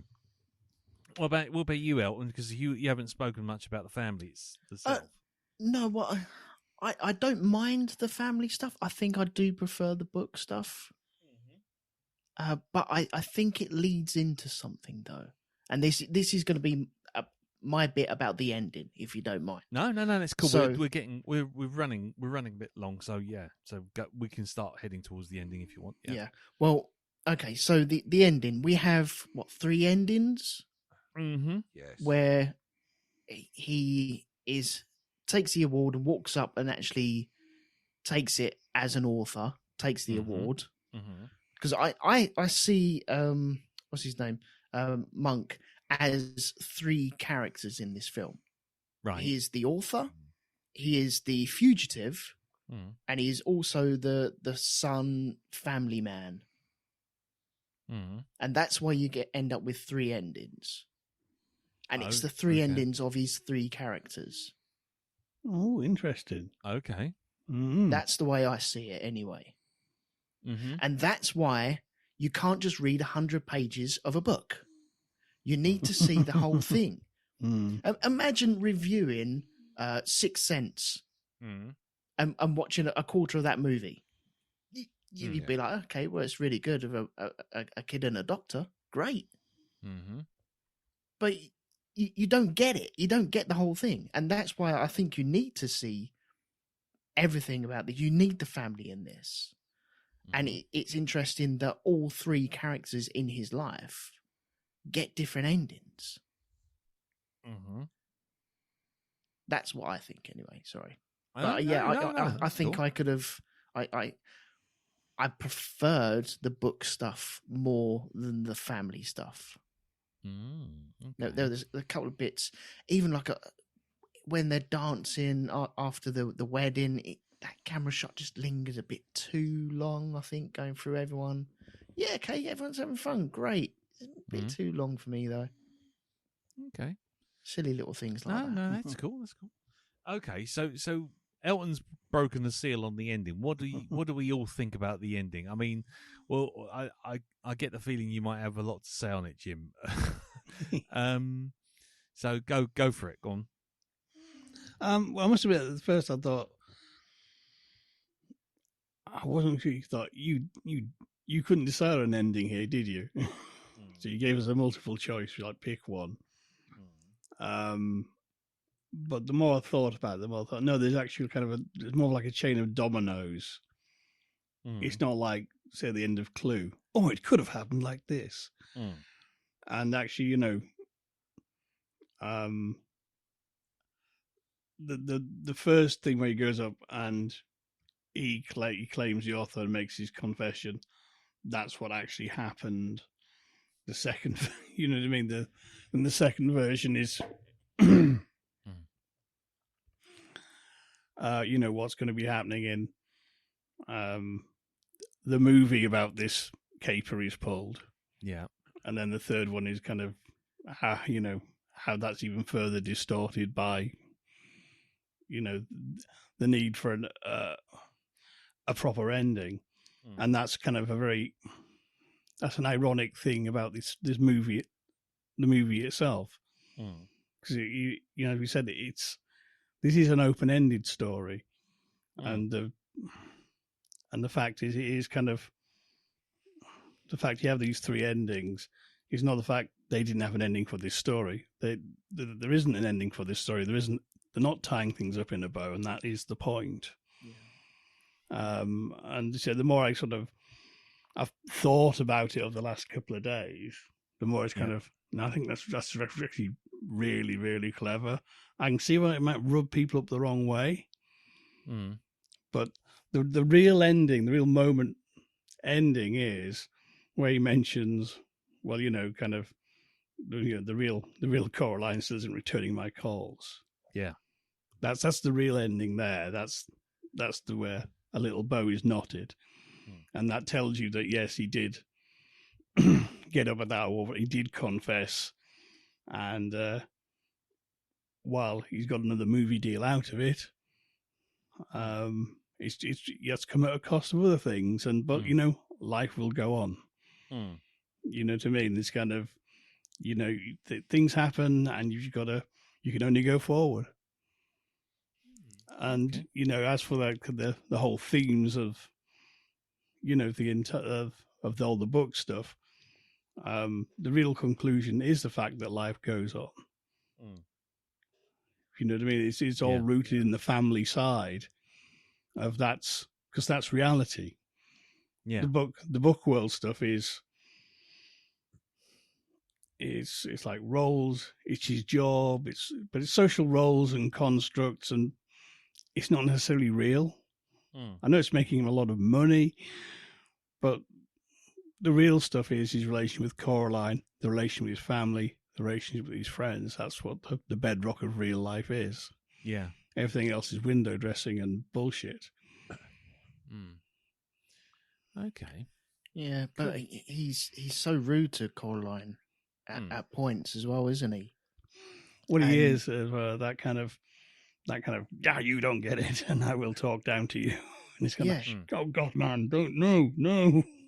Yeah, talks down, but then takes the money because it's easy money, and as Sintara is doing with her book, he's okay. Do you know what? Let's just, if they're going to give me money, if they're that stupid to give me the money, I will take the money. And if people don't get that, and then stupid people buy the book. Oh, by the way, my girlfriend bought the book. It's like, and she really likes it. Oh, okay. That makes her stupid. Okay. Oh, well, never which mind. goes back to him being a judgmental arsehole again. Exactly, yeah. Sorry, Darren, you were about to say something as well. Yep. No, I think I may. Okay, no, it's cool. I was just going to say about the ending. Oh, the ending. No, I loved the fact that they had them in there, and it kind of. I don't know whether it's right to say they ran out of ideas for how they could end it. I think he just gave everybody an ending they might want in this. The whole thing about the publisher or the director of a film producer is the one that, even though you've had a big success with and this is a bugbear of mine, when people change a property drastically and make a film out of it just because they wanted to make a film, and they grab the property's name, stick it on there, and it's nothing like it's nothing like the original material, or they change it so much because they think they're better than the writer that originally bought that material out. This level of arrogance. I could see that in there with this. No, man, you've got to have something that's a bit more action-packed than that. This is a movie. Come on, people are going to get bored. Because I mean, my interpretation, because I was, by this point, I'd had a great time. I'd liked the family stuff.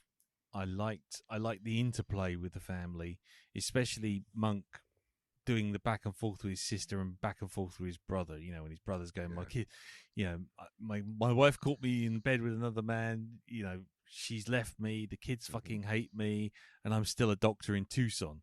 And it's like, Tucson's not bad, sort of thing. So all of that kind of dry humor, I loved all that. all the book stuff, super sharp, and I love the whole white liberal guilt wants to be seen to be constantly, forward thinking and inclusive, but really they're just cynical assholes trying to make money. They're offended. Also, the bit about offence at the beginning, I did, and this was something I heard once that most most black individuals say that the worst thing for their cause is a well-meaning white person, right? Just because they don't defer, which what they should do is defer to a person of color, right? That's it. And anything when it comes to how to handle prejudice, they shouldn't actually try and preach to that person of color how they should be handling it. Well, no, this is like anything. You can't. Yeah, you can't take someone. If you broke your leg, and then I turn around and go, no, you should be feeling like this. You should be feeling like this. You tell me to fuck off because you're the one with the broken leg. I mean, it's if you don't understand the experience, you can't be sitting there preaching to them, standing in front of the person who's suffering, and go, no, I understand. I'm with you. Right on. Punch your chest and peace out. And all that. Getting offended for them as well. Sorry? Getting offended for them as well. Yeah. You know. And he's gone.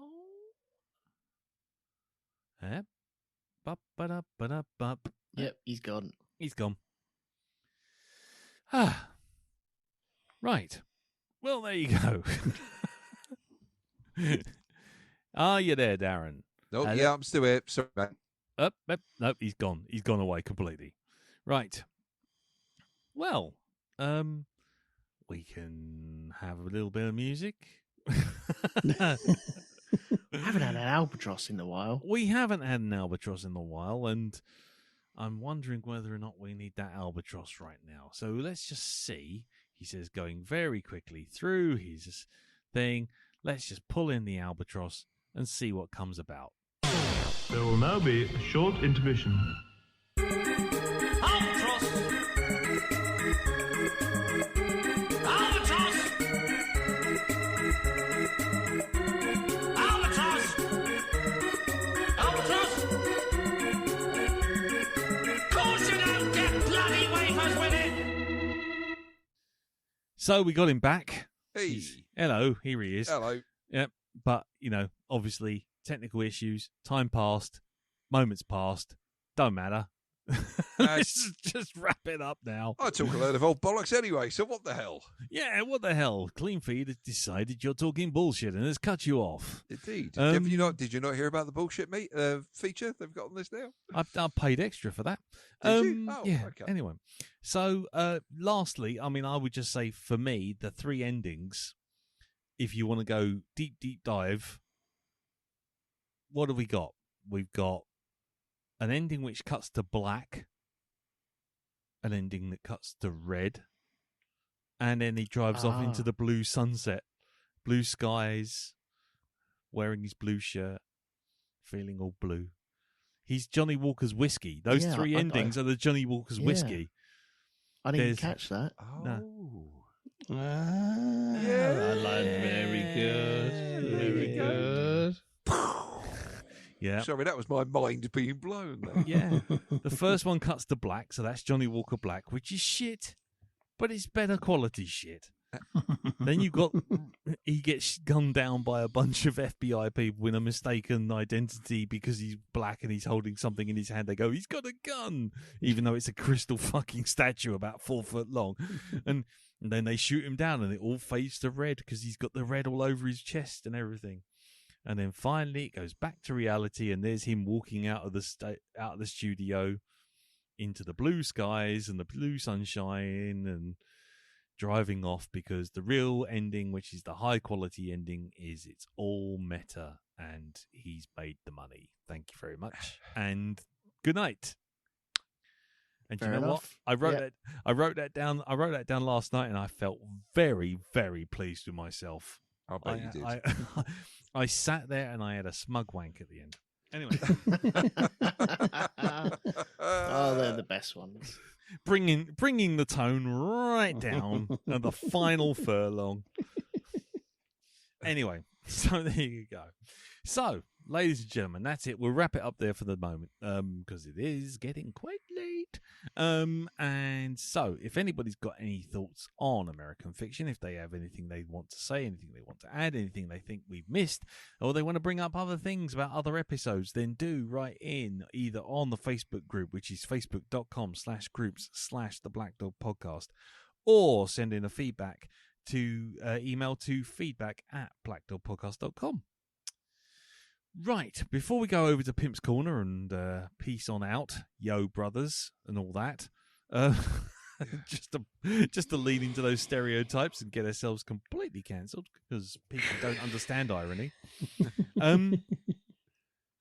Let's just do next week's film. Now, next week's film, I will be honest, I had two, and part of me was still reeling from all the positive feedback from us being so shocked at watching a shit film that was utterly shit that I suddenly was like, "Oh, I'm gonna drop a absolute whammy on us. I'm gonna throw another grenade into the hole." But then you have to thank Happy Dave Renane in New Zealand. Now, normally I take every suggestion about a film with a pinch of salt, about the size of Salt Lake City, to be honest. And normally I'll just go, nah, don't want to know. I'll pick a film for me and the cast, and we'll take it from there. But Dave suggested a film as I was actually looking at it on the wheelie gig of Amazon, thinking, I wonder if that's the right one for next week. Because as ever, I don't know about you guys, but I sit there going through every streaming service going, oh, maybe, no. Yes, no, Yep. yes, no. I'm making up a little wish list. And this one, I was literally about to put on the wish list when this little message came through and suggested exactly the thing I was looking at. So it was a proper crossing of the streams, so to speak, without being shitty Ghostbusters Frozen Empire.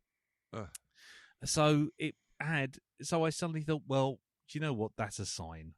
I'm going to go for it. Regardless of what I know about this film, because I don't know anything about this film, I will take this as a sign and we will do this film. So if it's crap, it's Dave Renane's fault. If it's good, it's my fault. Okay? There you go. Like your reasoning, man. That's how it goes. If it's either Dave's fault or it's my fault, depending on whether we think it's good or shit. And the film is called Totally Killer.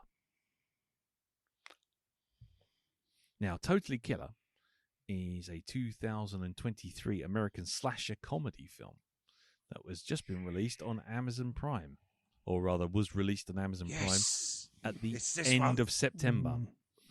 Now, I have no idea what it's like.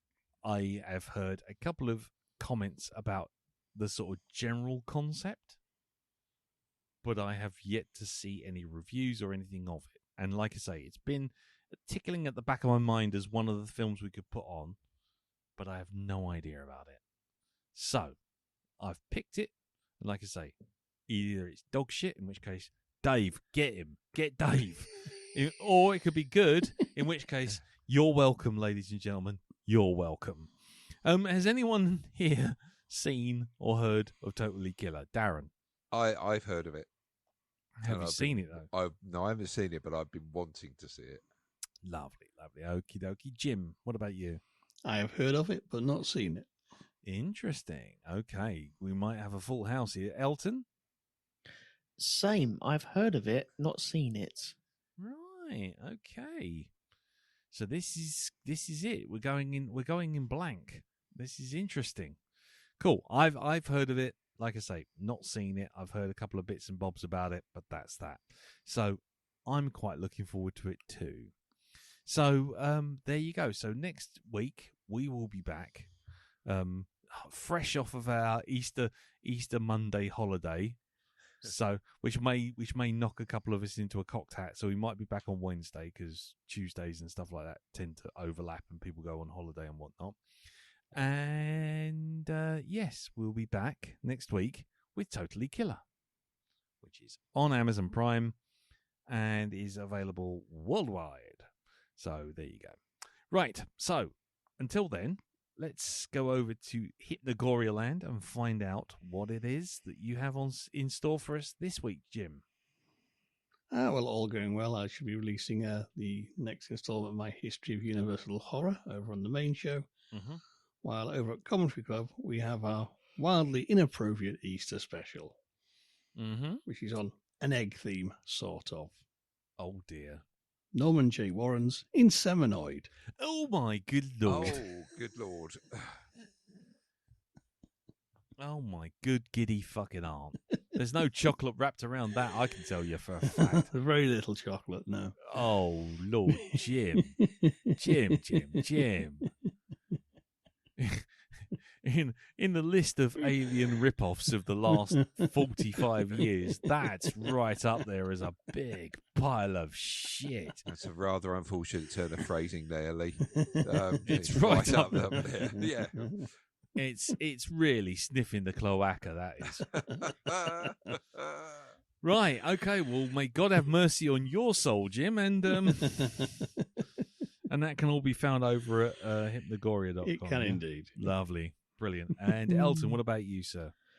You can hear me and Andy talking about cars going around in circles on the Grand Prix podcast. Mm-hmm. If you're that way inclined, I've been doing some drawings for Badly Drawn Movie recently, so they're on Twitter or Threads or whatever you want to call it. I don't know. Lovely. And we also released, it's going to be released on Sunday or Monday, I think it is. We did The Great Escape to round off the Masters of the Air podcast. Right. And it just so happens it was like the 60th anniversary of The Great Escape. Oh, right. Of the actual, no, it wouldn't have been the 60th, 80th, sorry. Yeah, anyway, so we didn't know that at the time of recording and the time of releasing as well. Otherwise, we would have released it correctly, but we didn't. And yeah, it's all scheduled to be released next week. Right. Yeah. Cool. I don't know where that was going.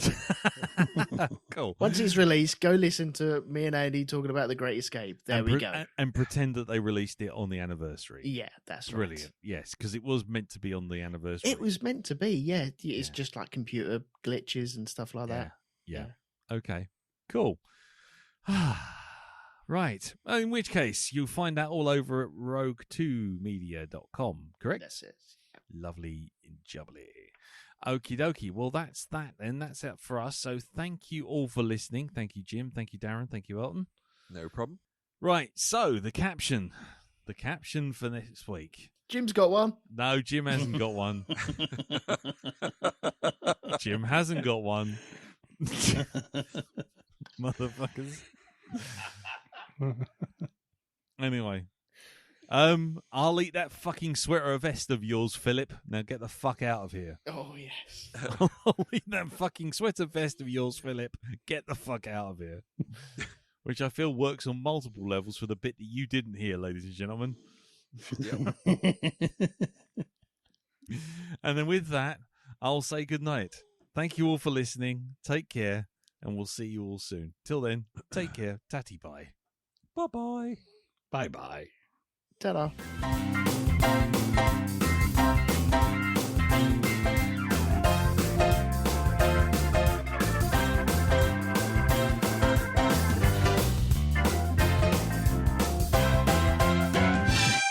Oh, bollocks to it.